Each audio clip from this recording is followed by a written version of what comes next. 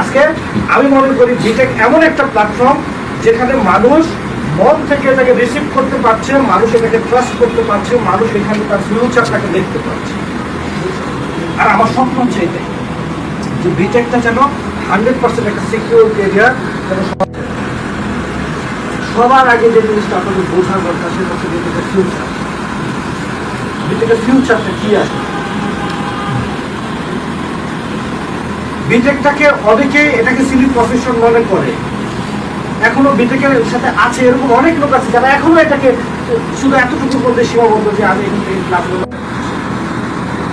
তো এটা কিছুই না।